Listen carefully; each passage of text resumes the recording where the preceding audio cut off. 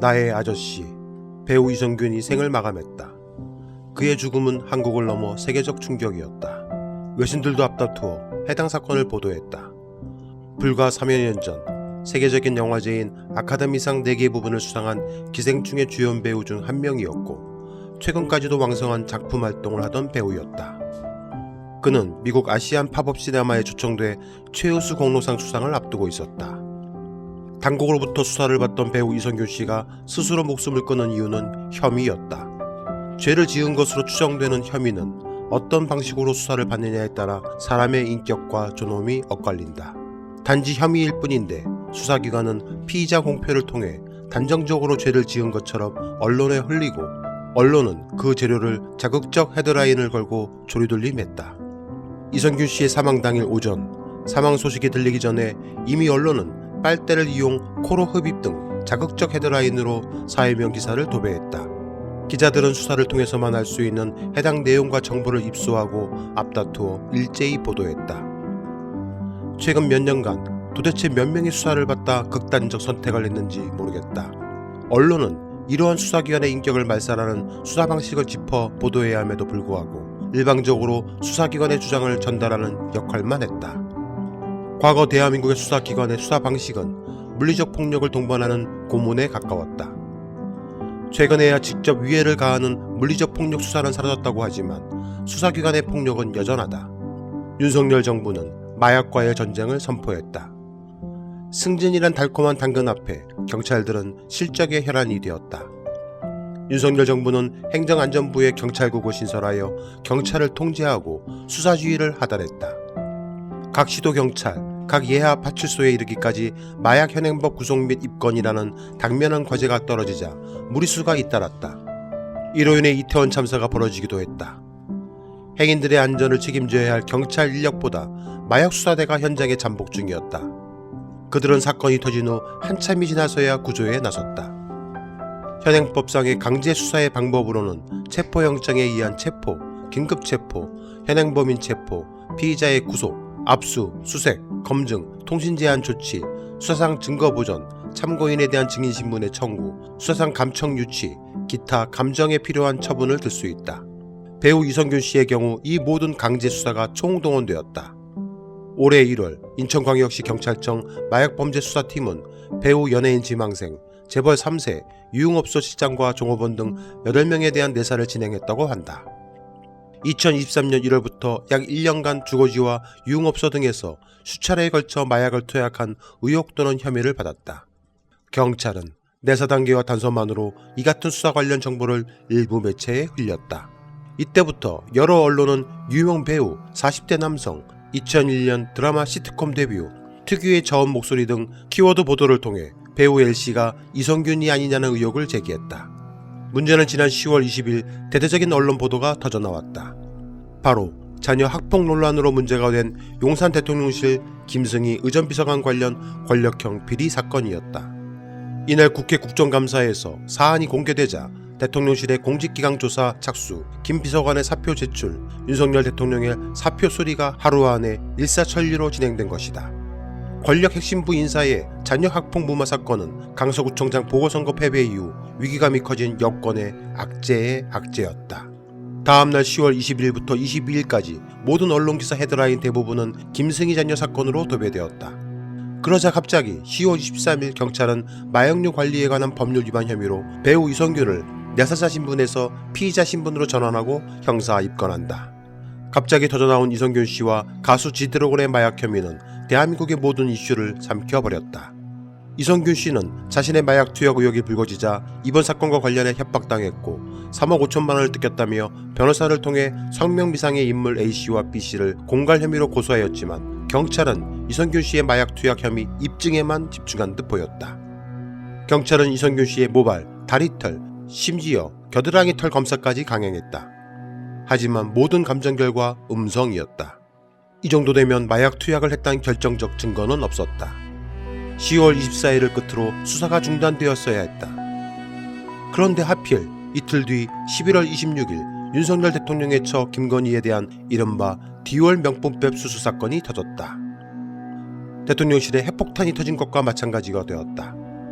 그리고 김건희 특검 문제까지 전국은 혼란 속에 빠졌다. 수세에 몰린 여권은 급기야 한동훈 법무부 장관을 비대위원장에 추대하면서 반전을 노렸다.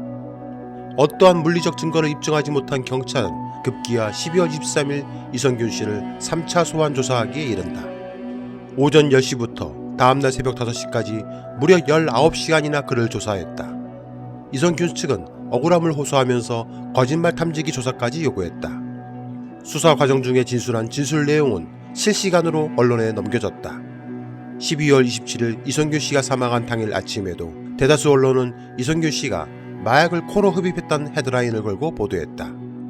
이성균 씨는 무려 3차례에 걸쳐 마약 검사를 받아야 했고 그의 주변 인물들은 압수수색을 당했다. 19시간에 이르는 밤샘 수사는 전형적인 폭력적 수사이자 위법한 수사다.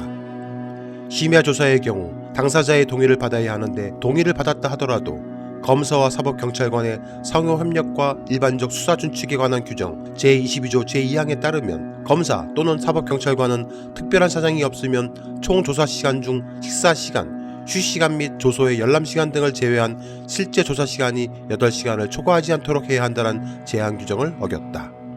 여간 불편한 것은 수사관이 앉아있는 자리는 책상 다리가 안으로 들어가 있도록 책상이 앞면으로 되어 있는 반면에 반대편 피의자는 책상의 뒷면에 앉아야 하기 때문에 양다리가 책상에 부딪혀 비스듬히 앉아 있어야 한다. 그럴 경우 자세가 불편하기 때문에 장시간 앉아 있으면 허리에 고통도 뒤따른다.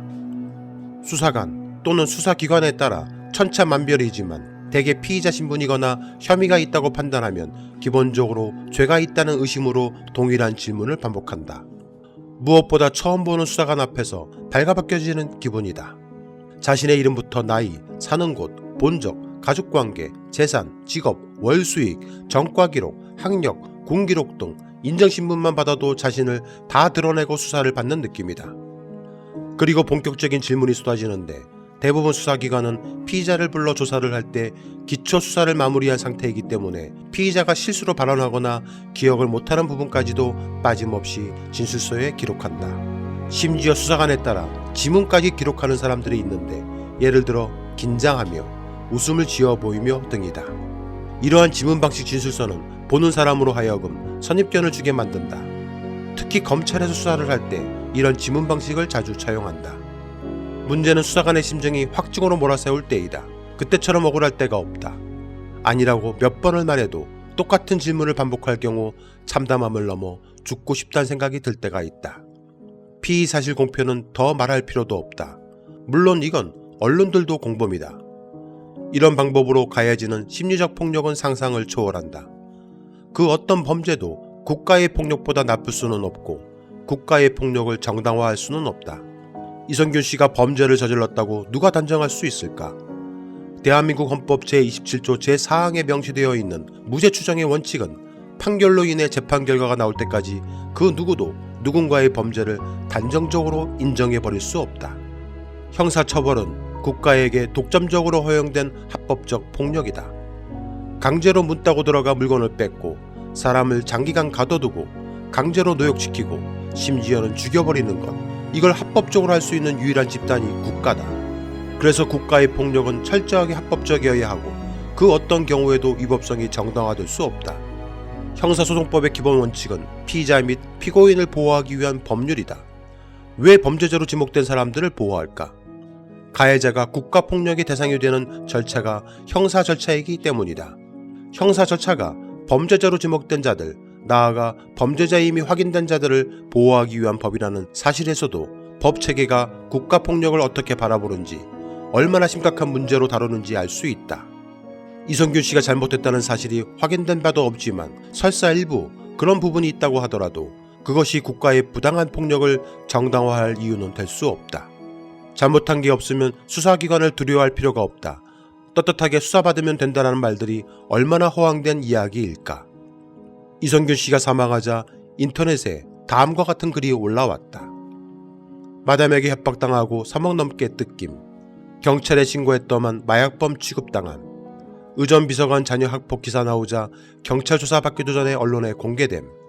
간이검사 음성 나오자 정밀검사 봐야 한다고 기사 나옴. 정밀검사 음성 나오자 다리털로 다시 해야 한다고 기사 나옴. 다리털 검사 음성 나오자 무게가 모자라다고 다시 검사함. 또 음성 나오자 신종마약은 검출 안 된다고 기사 나옴. 그 사이 출연한 작품 다 공개 연기됨. 제작사와 관련 종사자들에게 막대한 피해 발생. 광고 끊기고 위약금 이야기 나옴. 조사받을 때마다 경찰서 앞에 포토라인 설치. 밤샘 조사받고 나올 때도 기레기들 상대함. 사생활 관련 카더라 언론에 계속 나옴. 경찰 조사 내용 일부 기사로 생중계. 오늘 아침에도 빨대 사용해서 코로 흡입했다는 기사 나옴. 이걸 버틴다고? 십자가에 못 박히는 게 덜 고통스럽겠다. 센 줄 알았는데, 그런 거에 끄떡 없을 줄 알았는데. 드라마 나의 아저씨 극중 이성균 씨가 말한 대사다. 다음엔 누가 될까? 삼가 고인의 명복을 빕니다.